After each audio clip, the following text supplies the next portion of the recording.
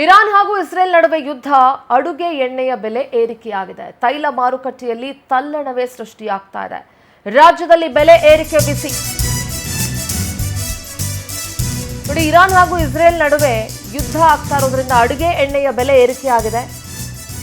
Oil market, ತೈಲ ಮಾರುಕಟ್ಟೆಯಲ್ಲಿ ತಲ್ಲಣ, ರಾಜ್ಯದಲ್ಲೂ ಕೂಡ ಬೆಲೆ ಏರಿಕೆಯ ಬಿಸಿ ಇದೆ.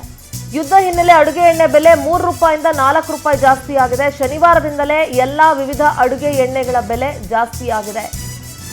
139 ರೂಪಾಯಿ ಇದ್ದಂಥ ಸನ್ಪ್ಯೂರ್ ಆಯಿಲ್ ಈಗ 141 ರೂಪಾಯಿ ಆಗಿದೆ. 142 ರೂಪಾಯಿ ಇದ್ದ ಗೋಲ್ಡ್ ವಿನ್ನರ್ ಈಗ 145 ರೂಪಾಯಿ ಆಗಿದೆ. 112 ರೂಪಾಯಿ ಇದ್ದಂಥ ರುಚಿ ಗೋಲ್ಡ್ ಈಗ 119 ರೂಪಾಯಿ ಆಗಿದೆ. 147 ರೂಪಾಯಿ ಇದ್ದ ಜೆಮಿನಿ ಈಗ 150 ರೂಪಾಯಿ ಆಗಿದೆ. 137 ರೂಪಾಯಿ ಇದ್ದ ಫ್ರೀಡಮ್ ಆಯಿಲ್ ಈಗ 141 ರೂಪಾಯಿ ಆಗಿದೆ. ಅಡುಗೆ ಎಣ್ಣೆಯ ಬೆಲೆ ಏರಿಕೆಯನ್ನ ನೀವು ಗಮನಿಸಬಹುದು. ಇರಾನ್ ಹಾಗೂ ಇಸ್ರೇಲ್ ನಡುವೆ ಯುದ್ಧ ಆಗ್ತಾ ಇರೋದ್ರಿಂದ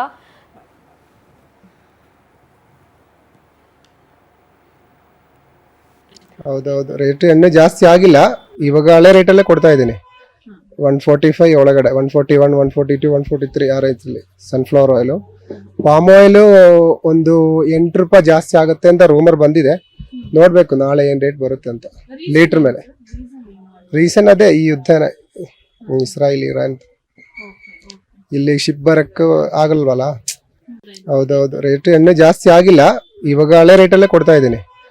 145 ಒಳಗಡೆ, 141, 142, 143 ಆ ರೇಂಜಲ್ಲಿ ಸನ್ಫ್ಲವರ್ ಆಯಿಲು. ಪಾಮ್ ಆಯಿಲು ಒಂದು 8 ರೂಪಾಯಿ ಜಾಸ್ತಿ ಆಗುತ್ತೆ ಅಂತ ರೂಮರ್ ಬಂದಿದೆ. ನೋಡ್ಬೇಕು ನಾಳೆ ಏನ್ ರೇಟ್ ಬರುತ್ತೆ ಅಂತ ಲೀಟರ್ ಮೇಲೆ.